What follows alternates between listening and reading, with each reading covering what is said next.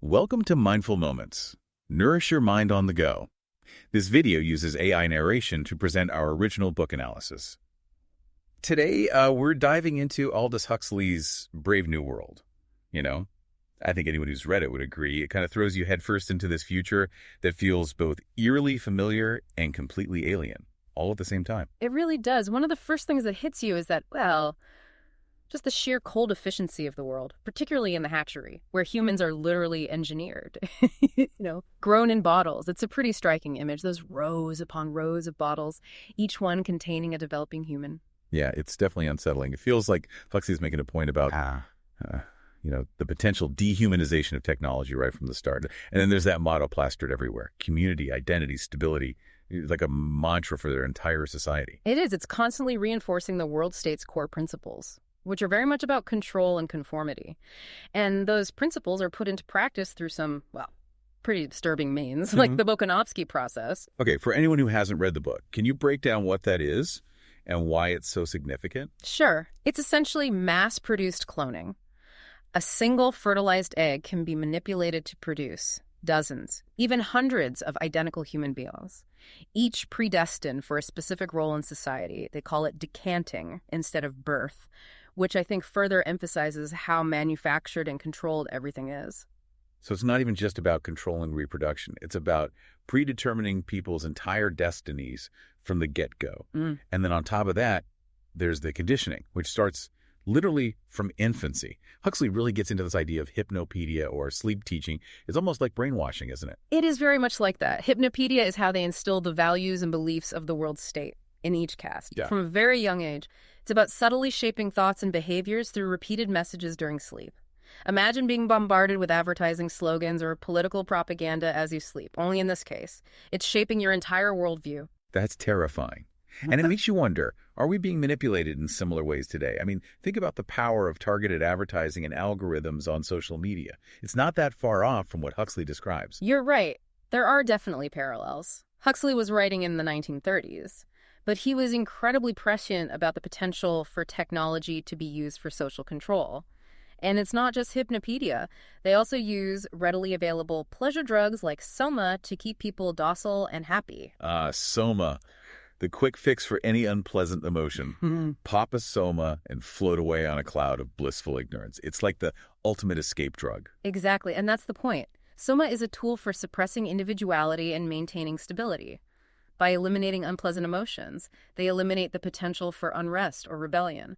It's a form of chemical control. But it comes at a cost, right? If you numb yourself to the negative, you also numb yourself to the positive. You lose that full spectrum of human experience. Precisely. And that's where the character of John, the savage, comes in. He's from the Savage Reservation, a place where life is much rawer, more primal. They still have families, natural birth, rituals, a connection to history and nature. So John is like this outsider looking in at the world state. And he's both fascinated and repulsed by what he sees. He's drawn to their advancements, but he's also horrified by their shallowness and lack of depth. Yes. And his struggle to reconcile these two worlds, his own internal conflict, is really at the heart of the novel. He becomes our lens for understanding both the allure and the dangers of this seemingly utopian society. And what's so interesting is that John clings to Shakespeare, whose works are forbidden in the world state. He sees something in those plays, something about the complexity of human emotions that the world state has tried to erase. Shakespeare represents everything the world state seeks to eliminate. Passion, love, loss, jealousy, ambition, all the messy, unpredictable stuff of life. And that's precisely why it's so threatening to their order. It's like Shakespeare is this window into the soul, reminding John of what it means to be fully human. And that's something that's missing in the world state. It is. And this contrast between the world state and the Savage Reservation, between John's world and the world he encounters, really forces us to ask, what is true happiness? Is it the manufactured bliss of a controlled society? Or is it something more? That's a huge question. And it's one that we'll continue to explore as we dive deeper into Brave New World. And it's a question that resonates even more powerfully today, considering our own society's fascination with technology and instant gratification. We have our own versions of soma, don't we? Yeah, that's a great point. We've got social media, streaming services, video games, even certain medications, all offering us ways to escape the pressures and anxieties of modern life. Exactly. And while those things can be enjoyable and even beneficial in moderation, Huxley's warning is about what happens when they become our primary means of dealing with discomfort or dissatisfaction. When we constantly seek to numb ourselves, what are we losing in the process? Right. And that's where John's struggle becomes so relevant. He's exposed to both worlds, the one that embraces suffering as a part of life, and the one that tries to eliminate it entirely. And he ultimately rejects the world state's version of happiness. It's just too shallow, too artificial for him. It is fascinating, isn't it? His rejection, I mean. It suggests that maybe true happiness isn't just about the absence of pain. Maybe it's about something more profound, something that involves facing challenges, making choices, experiencing the full range of human emotions, even the difficult ones. Yeah, and isn't that what we see in the great works of literature? Like the Shakespeare that John is so drawn to. Those stories are filled with love, loss, betrayal, ambition, all the things that the world state wants to eliminate.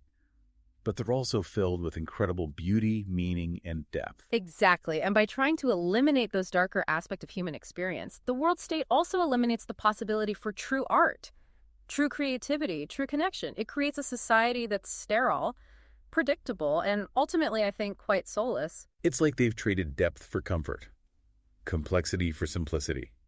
And in doing so, they've lost something essential about what it means to be human. They have. They've sacrificed freedom for stability, individuality for conformity. And that's the real danger Huxley is highlighting, isn't it?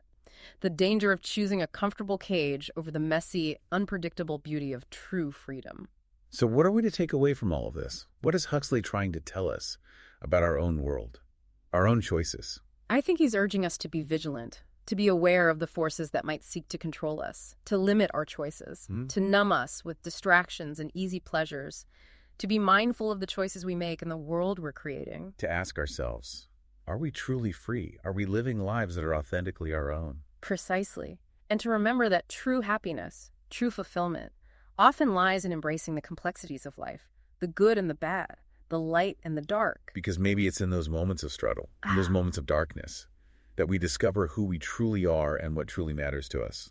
Maybe it is. Maybe it's in those moments that we find our strength, our resilience, our capacity for love and compassion. And maybe, just maybe, those are the moments that make life truly worth living. Brave New World is a powerful reminder of those essential truths. It is. It's a novel that challenges us to think deeply about the kind of world we want to live in and the choices we make every day. If this deep dive has left you pondering these questions, we encourage you to read the full text of Brave New World and explore Huxley's vision in more detail. It's an experience that will stay with you. Yeah, it really does. It makes you think about the trade-offs we make, consciously or not, in pursuit of comfort and security. Absolutely. And I think that's one of the reasons Brave New World continues to resonate with readers nearly a century after it was written. It holds up a mirror to our own desires and anxieties, forcing us to confront the potential consequences of our choices, both as individuals and as a society. It's like Huxley saying, don't be so quick to embrace the easy, the painless, the prepackaged. There's a cost to that kind of manufactured happiness. Precisely. And that cost is often our freedom, our individuality, our capacity for critical thought. It's interesting how Huxley uses John's character to explore this idea of freedom. John comes from a place where there's hardship and pain, but also genuine connection, love, and a sense of purpose. He has the freedom to make his own choices, even if those choices lead to suffering. And that's what's so lacking in the world state. Choice has been eliminated in the name of stability and happiness. But as John discovers, that kind of engineered happiness comes at a steep price. It's like that old saying, the truth will set you free, but first it will make you miserable. Maybe true happiness isn't about avoiding pain, but about embracing the full spectrum of human experience, the good and the bad, the light and the dark. That's a beautiful way to put it, and I think that's ultimately what Huxley is trying to convey. He's not advocating for a return to some kind of primitive state, but he is urging us to be mindful of what we might be sacrificing in our pursuit of comfort and control. To value our individuality, to cultivate our critical thinking skills, to resist the temptation to numb ourselves to the complexities of life. Exactly. To embrace the messy, unpredictable beauty of being fully human. If this deep dive has left you pondering these questions, We encourage you to read the full text of Brave New World and explore Huxley's vision in more detail. It's a novel that will stay with you long after you finish the last page, prompting you to question your own values, your own choices, and the world we are creating together. Subscribe to the channel to stay updated on our latest analyses, and you can purchase the book through the link below.